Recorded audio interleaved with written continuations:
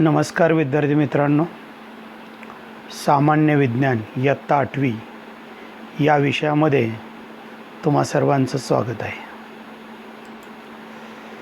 आपण दुसरा धडा सुरू केलेला होता, आरोग्य व रोग.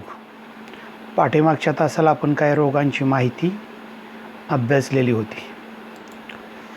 आज आपण त्या पुढचे रोग अभ्यासणार आहोत. तर आज पहिला जो रोग आहे तो आहे हृदयविकार. तर इंग्लिशमध्ये त्याला हार्ट डिसीजेस असं म्हटलं जातं. तर हा कशामुळं होतो? तर आपले हृदयाचे जे स्नायू असतात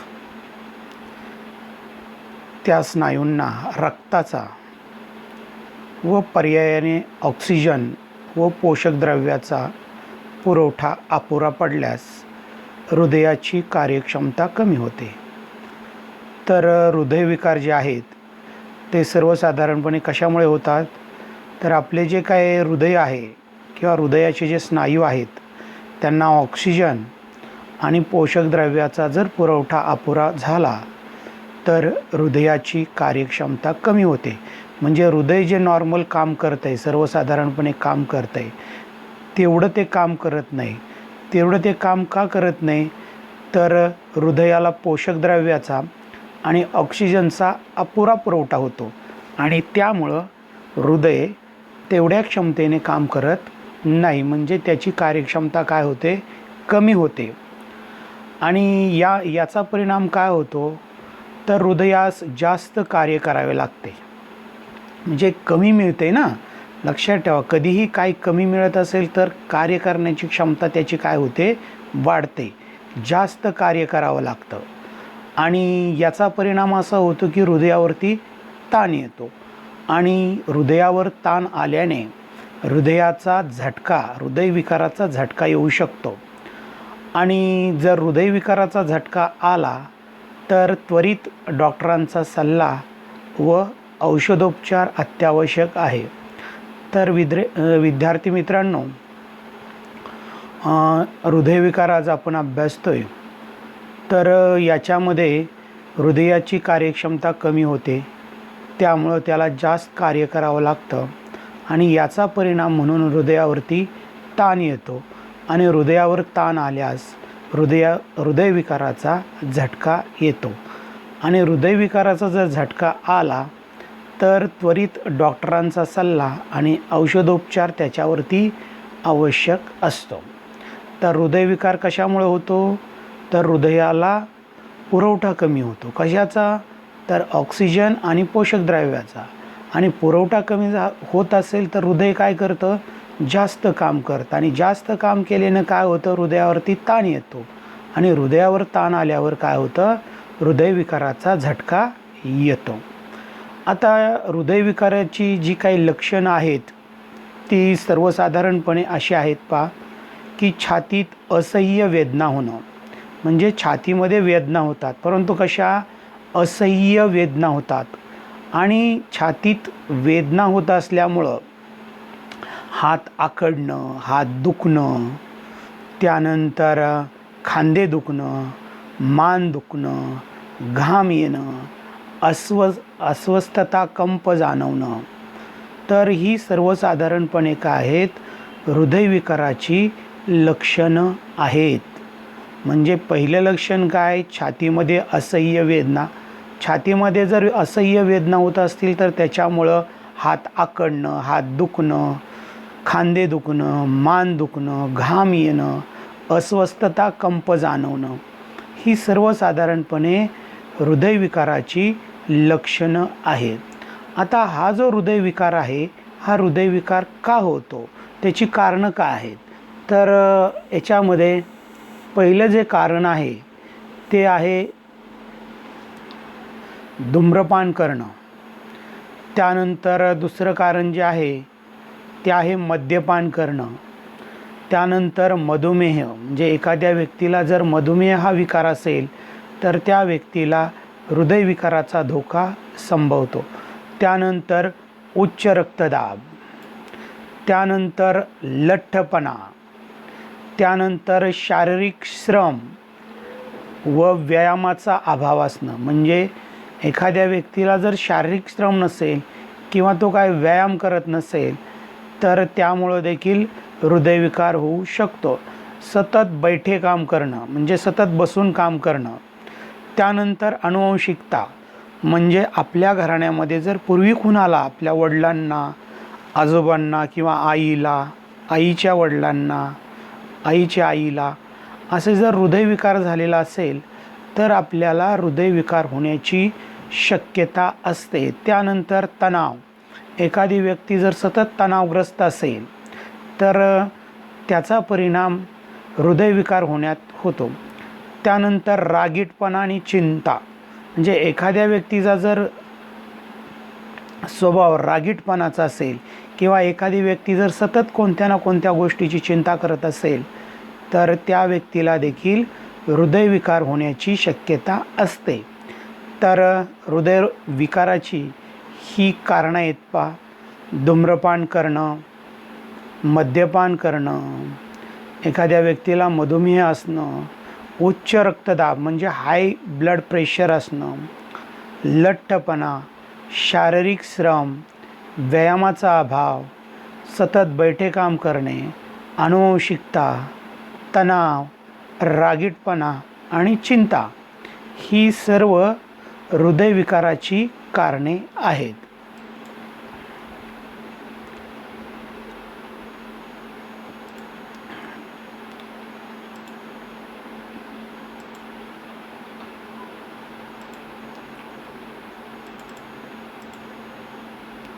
तर आता याच्यावरती इथं हृदयविकार झाल्यानंतर त्याच्यावरती काय उपाय काय आहेत? तर पहिला जो आहे तो म्हणजे अँजिओप्लास्टी करणं. म्हणजे रक्तवाहिन्यामध्ये जर काय अडथळा निर्माण झाला असेल तर तो अडथळा काढणं आणि त्या ठिकाणी स्टेंट नावाचं एक उपकरण बसवणं म्हणजे अँजिओप्लास्टी करणं. त्यानंतर बायपास सर्जरी, म्हणजे अँजिओप्लास्टी जर शक्य नसेल, अँजिओप्लास्टीनं जर तो अडथळा निघत नसेल तर बायपास सर्जरी म्हणजे बाहेरून छोटं छिद्र घेऊन त्याद्वारे तिथून दुर्बीण आतमध्ये लावून त्याद्वारे सर्जरी म्हणजे ऑपरेशन केलं जातं. त्यानंतर बायपास सर्जरीही शक्य नसेल तर open heart surgery. Open heart surgery म्हणजे काय केलं जातं याच्यामध्ये, तर छातीमधून हृदय बाहेर काढलं जातं आणि त्याची जी काही सर्जरी आहे, ऑपरेशन आहे ते केलं जातं. त्यानंतर हे तिन्ही शक्य नसेल तर हृदय प्रत्यारोपण म्हणजे त्या व्यक्तीचं हृदय काय करायचं, बदलायचं. त्याचं जे हृदय आहे ते काढायचं आणि त्या ठिकाणी जो दाता आहे ज्याने हृदयदान केलेलं आहे त्या व्यक्तीचं हृदय त्या व्यक्तीला बसवणं. त्यानंतर स्टेंट्स टाकणं. स्टेंट एक छोटीशी एक पाईप असतो, तो रक्तवाहिन्यामध्ये बसवला जातो. त्यानंतर हृदयाचं जे काम ठोक्याचं असतं त्या ठिकाणी पेसमेकर देखील बसवला जातो. तर विद्यार्थी मित्रांनो, ही सर्वसाधारणपणे हृदयविकार झाल्यानंतर त्यावरचे करायचे काय आहेत उपाय आहेत. पहिला कोणता आहे, अँजिओप्लास्टी. अँजिओप्लास्टी, त्यानंतर bypass surgery, open heart surgery, हृदय प्रत्यारोपण, स्टेंट्स टाकणं आणि पेसमेकर बसवणं. तर हृदयविकार झाल्यानंतर त्या व्यक्तीवरती एवढ्या उपाययोजना केल्या जातात. आता पुढचा जो घटक आहे तो आहे औषधांचा गैरवापर.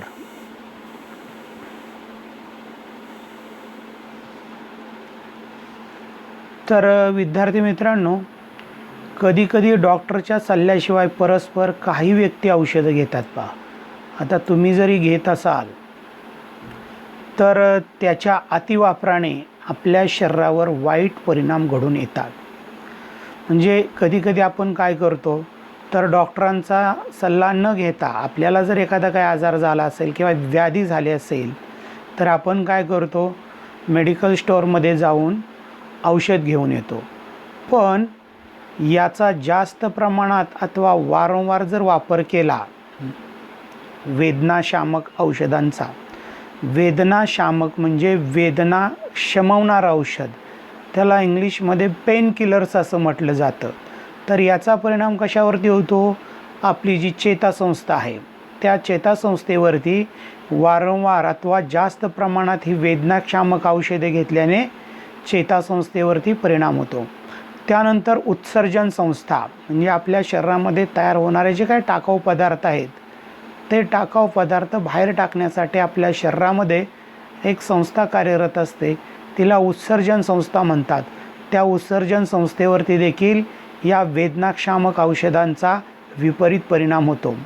यकृत यावरती देखील वेदनाशामक औषधं जास्त प्रमाणात घेतल्यानंतर परिणाम होतो. त्यानंतर प्रतिजैविकांच्या अतिवापराने, प्रतिजैविक त्याला इंग्लिशमध्ये अँटीबायोटिक्स म्हणतात, तर प्रतिजैविकांच्या अतिवापराने मळमळ, त्यानंतर पोटदुखी, त्यानंतर पातळ जुलाब, त्यानंतर अंगावर पुरळ येणं, जिभेवर पांढरे चट्टे पडणे इत्यादी लक्षणं दिसतात किंवा तयार होतात. तर विद्यार्थी मित्रांनो, कधीही कोणतंही औषध जास्त प्रमाणात अथवा वारंवार घ्यायचं नाही. कारण हे जरी आपलं जी काही वेदना असेल ती वेदनाक्षम होत असेल तरी देखील त्याच्या अतिवापरानं किंवा वारंवार अशी औषधं घेतल्यानं चेतासंस्था असेल, उत्सर्जन संस्था असेल, यकृत असेल याच्यावरती विपरीत परिणाम होतो. त्यानंतर जर काय प्रतिजैविक तुम्ही घेत असाल तर त्याच्या अतिवापराने काय होतं? पोटदुखी, पातळ जुलाब, अंगावर पुरळ येणे, जिभेवर पांढरे चट्टे पडणे इत्यादी लक्षणं तयार होतात.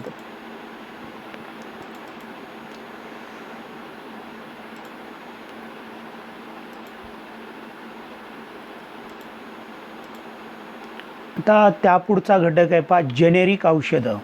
तुम्ही कधी नाव ऐकलं असेल पहा, जेनेरिक औषधं. आता ही जी जेनेरिक औषधं असतात यांना सामान्य औषधं असंही म्हणतात. आता या औषधांची निर्मिती किंवा वितरण म्हणजे विक्री, वाटप कोणत्याही पेटेंटशिवाय केली जाते. जे जेनेरिक जी औषधं असतात ही जेनेरिक औषधं स्वस्त असतात आणि त्यांचे परिणाम इतर स्टँडर्ड औषधांसारखेच असतात, पण ही औषधं किमतीने स्वस्त असतात. का? तर निर्मिती आणि वितरण करण्यासाठी यांना कुठल्या प्रकारच्या पेटेंटची आवश्यकता नसते. ही औषधे ब्रँडेड औषधांच्या समकक्ष व त्याच दर्जाच्या असतात. आपण जे म्हणतो ना वेगवेगळ्या कंपन्या जशा सिप्ला आहे, रणबॅक्सी आहे, डॉक्टर रेड्डी आहे, म्हणजे हे काय त्या औषधांचे ब्रँड आहेत.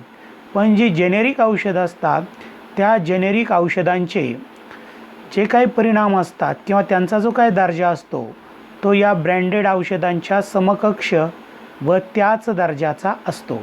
म्हणजे दर्जाच्या बाबतीत इथं कुठलीही हायगय नसते.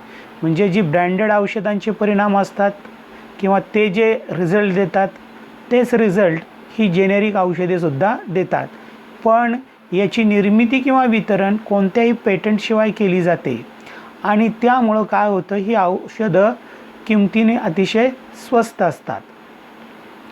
आता जेनेरिक औषधं तयार करताना त्या औषधातील घटकांचे प्रमाण किंवा त्या औषधांचा फॉर्म्युला तयार मिळत असल्यामुळे संशोधनावरील खर्च वाचतो. त्यामुळे जेनेरिक औषधाची किंमत ब्रँडेड औषधांच्या किमतीपेक्षा तुलनेने खूप कमी असते. तर काय असतं विद्यार्थी मित्रांनो, ज्यावेळेस कुठलंही औषध तयार केलं जातं त्यावर ते अगोदर संशोधन केलं जातं, वेगवेगळ्या त्याच्या चाचण्या घेतल्या जातात आणि त्याच्यावरती त्या कंपनीचा खूप खर्च होतो. त्यामुळे ही जी ब्रँडेड औषधं असतात ती खूप महाग असतात. याच्या उलट जी जेनेरिक औषधं असतात ना, त्या जेनेरिक औषधांमध्ये काय असतं तर संशोधन केलं जात नाही तिथं, कारण ती अगोदरच कुणीतरी संशोधन केलेली असतात. त्यामुळं संशोधनावरील खर्च वाचतो आणि त्यामुळं ही जी जेनेरिक औषधं आहेत ही जेनेरिक औषधं ब्रँडेड औषधांच्या किमतीपेक्षा तुलनेने खूप कमी असतात. तर जेनेरिक औषधांविषयी आपल्या भारतामध्ये एक योजना सुरू आहे विद्यार्थी मित्रांनो. पहा, ज्या ठिकाणी जन औषधी केंद्र असतं त्या ठिकाणी ही जेनेरिक औषधं मिळतात. ही जेनेरिक औषधं अतिशय चांगली असतात, म्हणजे त्यांचा दर्जा किंवा त्यांची तुलना इतर औषधांशी केली तर त्यामध्ये ती कुठेही कमी पडत नाहीत. ही स्वस्त का असतात? तर संशोधनावरील खर्च वाचतो. तर या औषधांचा फॉर्म्युला काय तयार मिळत असल्यामुळे, म्हणजे अगोदरच कोणीतरी तयार केलेले आहेत आणि तो फॉर्म्युला तयार मिळत असल्यामुळं संशोधनावर जो काही खर्च होणार असतो तो संशोधनावरील खर्च वाचतो आणि त्यामुळं जेनेरिक औषधांची निर्मिती कमी खर्चामध्ये होते, जास्त खर्च येत नाही आणि त्यामुळं निर्मिती करण्यासाठी जास्त खर्च न आल्यामुळं विक्री देखील जास्त खर्चाने केली जात नाही. आता जीवनशैली आणि आजार पहा, म्हणजे जे आजार असतात ते आपल्या जीवनशैलीशी निगडीत असतात. पहा, तर इथं मी दाखवतोय जीवनशैली आणि आजार. तर जीवनशैली म्हणजे आहार विहार यामध्ये रोजच्या दिनचर्येचा आणि आहाराचा समावेश होतो. म्हणजे जीवनशैली म्हणजे आपला आहार विहार, आपली जी काय रोजची दिनचर्या असते या दिनचर्येचा आणि आहाराचा याच्यामध्ये समावेश होतो. पहा, तर आजकाल उशिरा उठणं, उशिरा झोपणं, आहाराच्या वेळा सारख्या बदलणं, व्यायाम व कष्टाची कामे यांचा अभाव असणं, जंक फूड आरबट चरबट खाणे, अशा गोष्टींचं प्रमाण वाढलेलं आहे. म्हणजे पहा, तर आपली जीवनशैली आणि आजार यांचा कसा संबंध आहे. पहा, तर उशिरा उठणं, उशिरा झोपणं, आपल्या जीवनाच्या वेळा सारख्या बदलणं, व्यायाम व कष्टाची कामे यांचा अभाव असणं, जंक फूड खाणं, अशा गोष्टींमुळं काय होतं तर आजारी पडण्याचं प्रमाण वाढतं. आणि जर आजारी पडण्याचं प्रमाण आपल्याला कमी करावयाचं असेल तर योग्य जीवनशैली अंगीकारणे अत्यंत आवश्यक आहे.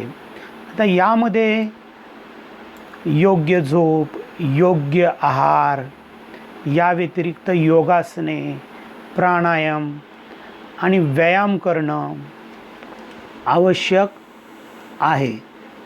तसेच हा जो काही व्यायामसुद्धा आपल्या शरीराला झेपेल असाच असावा. उगाच जास्त व्यायाम करून शरीराला अतिरिक्त ताण देण्यापेक्षा आपल्याला झेपेल जमेल एवढाच व्यायाम करावा. आणि प्राणायाम योगासने असतील तर जे काही तज्ज्ञ असतात प्राणायाम करणारे, योगासने करणारे, त्यांच्या मार्गदर्शनाखाली करावीत. त्यानंतर लसीकरण पहा, आजार होऊ नये म्हणून त्याचा प्रतिबंध व्हावा म्हणून लसीकरण करून घेणं देखील महत्त्वाचं आहे. आणि तुमच्या जवळच्या दवाखान्यातून लसीकरण तक्ता तुम्हाला मिळेल, तो तुम्ही अभ्यासा. तर विद्यार्थी मित्रांनो, आज आपण हृदयविकार अभ्यासला. त्या हृदयविकारामध्ये तो कशामुळं होतो, त्यानंतर त्याची कारणं काय आहेत, त्यानंतर त्याच्यावर उपाययोजना काय आहेत, त्यानंतर जेनेरिक औषधं आपण अभ्यासली, त्यानंतर जीवनशैली आणि आजार यांचा कसा संबंध आहे या गोष्टीचा देखील आपण अभ्यास केला. तर तुम्ही पुन्हा हा घटक घरी व्यवस्थित अभ्यासा. जेनेरिक औषधं म्हणजे काय, त्यानंतर हृदयरोग म्हणजे काय, त्याची कारणं काय आहेत, त्याच्यावर उपाय काय आहेत, या सर्वांचा सविस्तर अभ्यास करा.